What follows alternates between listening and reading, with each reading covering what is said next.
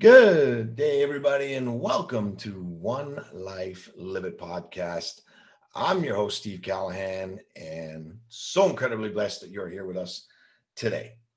So, I touched on this a little bit last week, but I really wanted to kind of digest things. I really wanted to kind of take what was in my head and my heart and the notes that I had accumulated and kind of just decipher it all and put it a little bit together. But I'm back.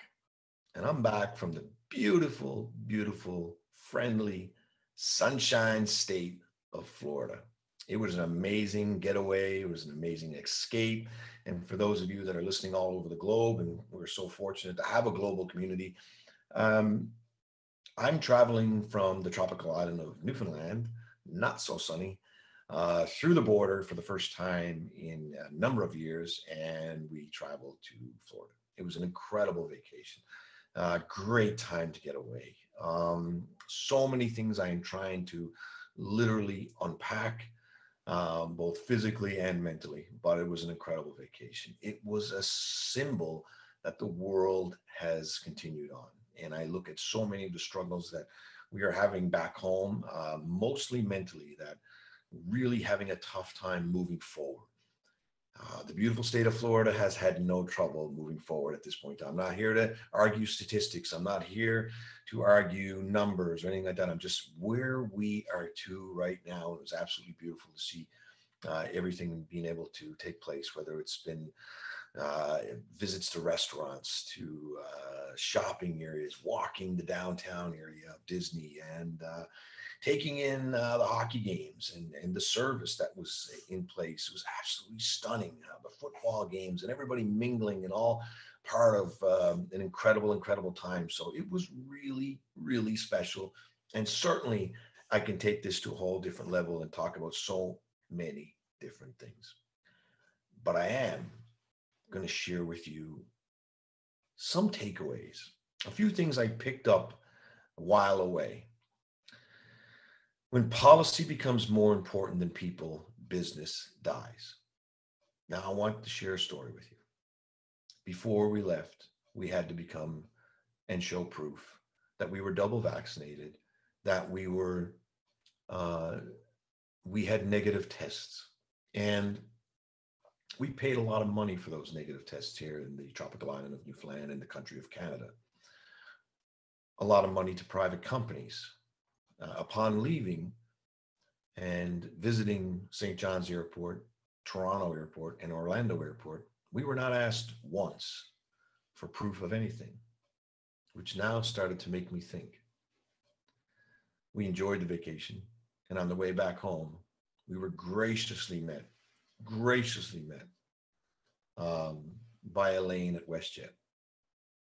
Now, previously to meeting Elaine at WestJet, and I say her name because she was a leader, we had to get a negative test on the way back home, to which it cost us $0 at Walgreens and a drive-up service with results in 45 minutes.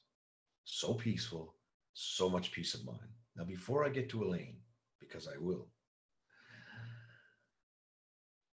it was an incredibly peaceful time for a period of 9 days. Good weather, good mindset, good people, good food, good books, good energy, great music, everything that you need for your heart set and your mindset, everything that you need. And when I think about those things, the only time, and I communicate this globally, the only time I experienced negativity was when I checked the twit box and I could see back home, there was nothing but cries. And when I say back home, I mean the tropical island of Newfoundland. All I could see was extreme negativity about gas prices, about COVID numbers, about sugar taxes, and about the weather. And it made me think, we get this one life. We get this one life, and we really need to embrace it. I noticed the negativity more, and I was able to cut it out quicker by doing so. And it makes me think how important it is for the things we hear, the people we are around, the things we read, and the things we watch. So incredibly important to our mindset and our heart set. And that's really what matters.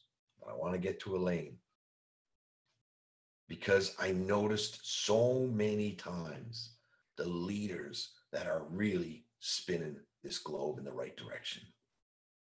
I want to talk to you about Chuck and his dog. I want to talk to you about Ray at Outback Steakhouse. I want to talk to you about Darcy in Halifax with WestJet. Then I'm going to talk to you about someone whose name I really didn't want to remember anymore. And that was somebody at leadership level at WestJet in Toronto. I'm not here to beat up on WestJet. If anything, I'm going to lift them up today because I'm going to share with you some names of incredible leaders that they have. But I want to tell you a little story, of course. We're driving to the airport and we stop in for some gas. We have to gas up our vehicle. And as we pull up, I get to look around and I see Chuck. And I see Chuck and his dog is so extremely devoted to Chuck. He looks up at him with huge eyes like our dogs do. And he's so proud of Chuck. What's Chuck's job? It's to change the garbage at the gas station, to take out the empties, to do something with them, and to change over the garbage. I looked at Chuck. I looked at how admirable his dog was looking at him. And I wanted to talk to Chuck. I wanted to introduce him. I wanted to know his name. I said, "What's your name?" And he said, "Chuck." Obviously, we interacted and we talked a little bit. I could see how much pride he had in his work, and it was changing garbages. You see, Chuck was a leader who didn't have a title. And so many times we strive to be the CEO, the CFO, the COO of a company. We look for a name tag, a badge, a ribbon, a medal, an award before we want to become leaders. We live in a world where everybody wants to tell you how to make leadership decisions, but nobody wants to make that decision. Chuck makes that decision every day. Let me tell you about Elaine. As we got to the airport, we had so many questions. We were stressed. We were trying to make sure we did the right things, and Elaine just pulled us aside. And she gave us a little joke, and she just made sure that everything was relaxed. She was a leader. She didn't have a title. She was the president of WestJet before anybody told her she was the president of WestJet. She calmed us down. She told us what direction to go in. She told us what paperwork we had to have filled out online, what apps we needed to have. She just made the experience, which is what was all this is about. So happy, so peaceful. And we just moved along. We had met Chuck. We had met Elaine. Then we sat down for some lunch. And we met one of the sweetest ladies you will ever meet. We met Ray, who served us at Outback Steakhouse. And it was incredible. It was just like having lunch at Mom's. She loved what she did. She loved what she did. She was a leader without a title. And that was special. She made us feel comfortable. She made us feel relaxed. She shared stories of not her first husband, but her second husband and all the life experience she had with that. That's what was important. That's what she shared. She made us feel important. She was a leader without a title. That's who Ray was. Now, when we arrived in Toronto, due to some other outstanding issues, we had missed our connection. We had lost our luggage.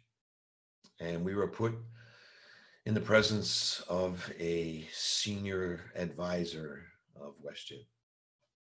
And they couldn't give us a solution to our problem. They couldn't help us find our luggage.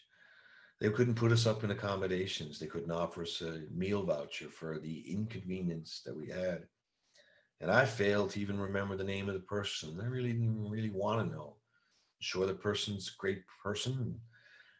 She's just following policy over people. And she's just doing what her job is meant to be. And I get that. I get that, especially in a world where sometimes we can be lucky just to have a job.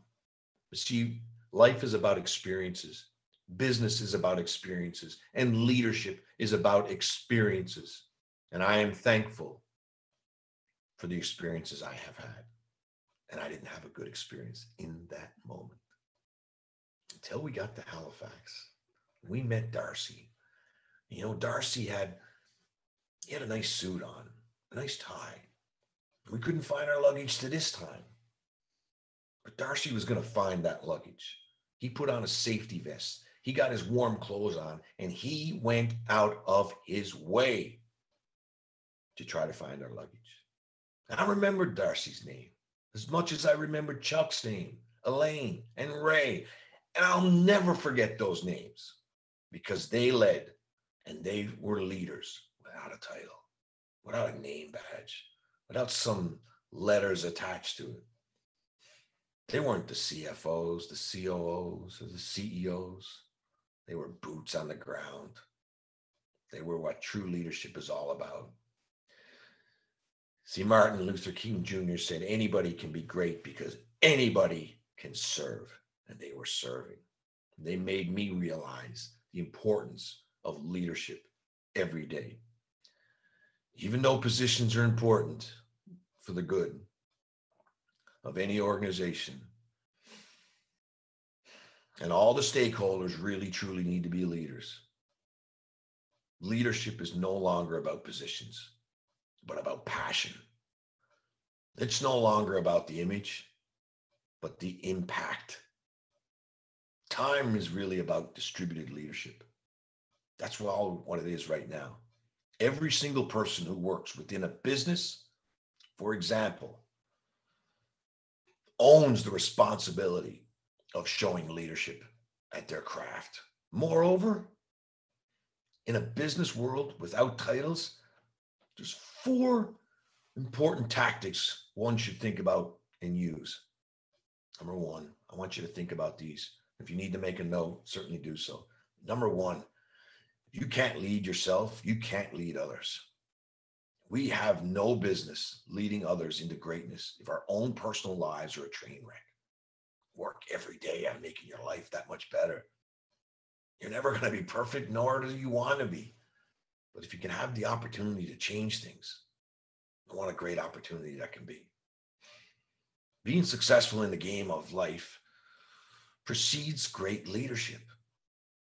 Face whatever personal issues you've been dealing with, head on, clean up, and move forward on all fronts. It's the only way. Number 2, never make anyone feel as if there isn't room in the lifeboat. That's cool. Never let anybody feel like they don't have any room in the lifeboat. See, no matter the mistake, no matter what mile a person is at on their road to mastery, always be ready and willing to throw a lifeline, lend a hand, offer insight, donate your time, run out for coffee. Everybody on board, everybody rowing, all in the same direction. Never point a finger. When you point a finger, there's 3 pointing right back at you. Just remember that.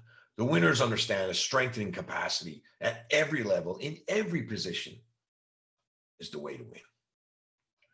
Number 3, I want you to watch the movie Draft Day, starring Kevin Costner. This film teaches us how to eloquently execute astonishing acts of leadership and belief in the human spirit. And I'll leave it with that. Just watch the movie Draft Day and watch it for his belief in the people around him and his respect for the people around him and his appreciation. Number 4, stay strong.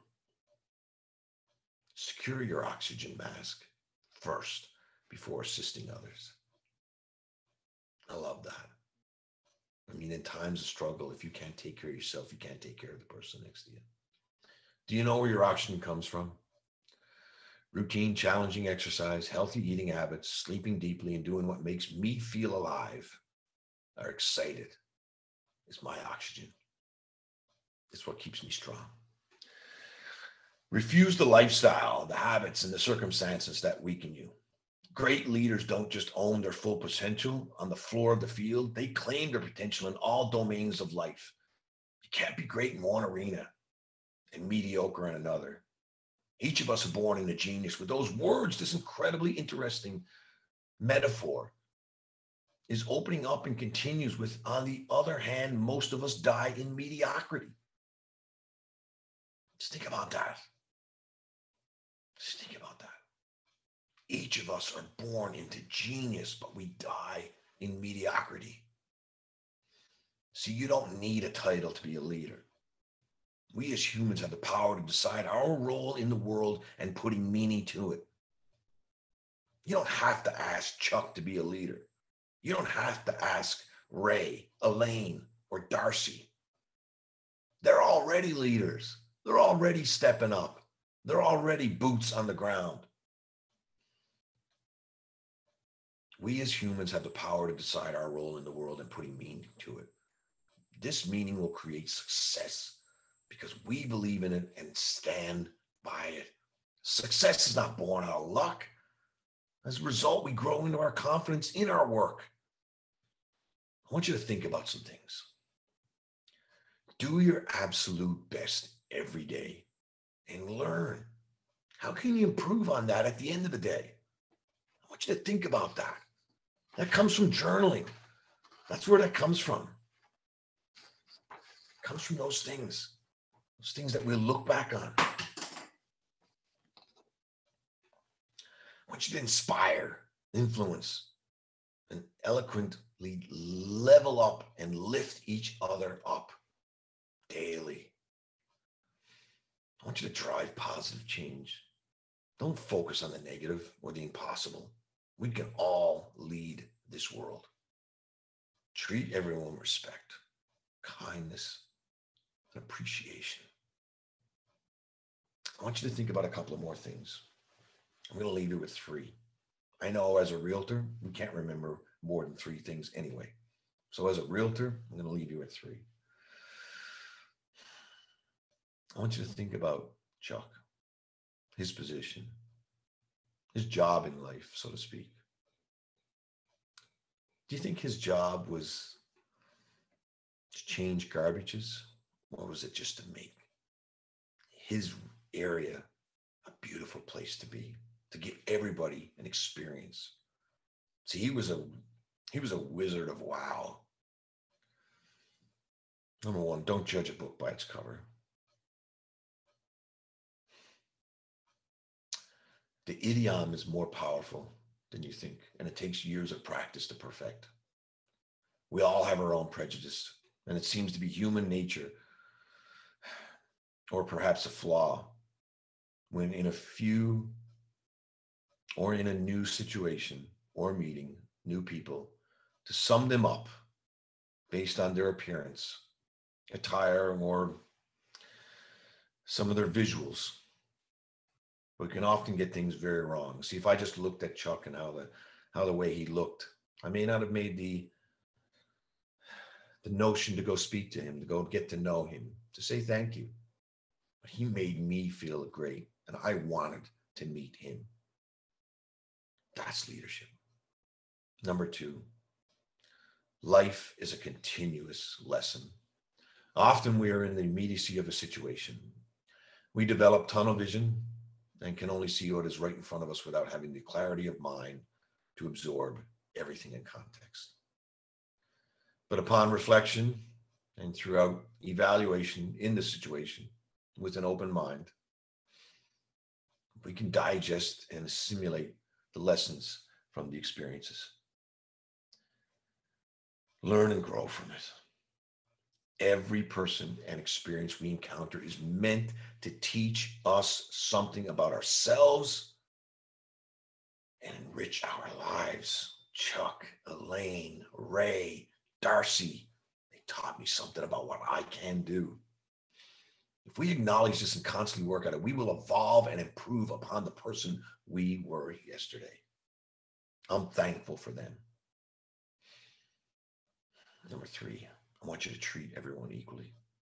A strong element that I hope you can take from this is about treating everybody equally, no matter what their position or status is. I found this saying on Pinterest that says you can easily judge the character of a man by how he treats those who can do nothing for him. I've encountered people who have an inflated sense of ego and status and treat people that they feel are beneath them in undue manner. And I quote Maya Angelou, people will forget what you've said or done, but will never forget how you made them feel. Chuck made me feel special. Elaine made me feel special. Ray made me feel special. And Darcy made me feel special. Small steps over time generate big results.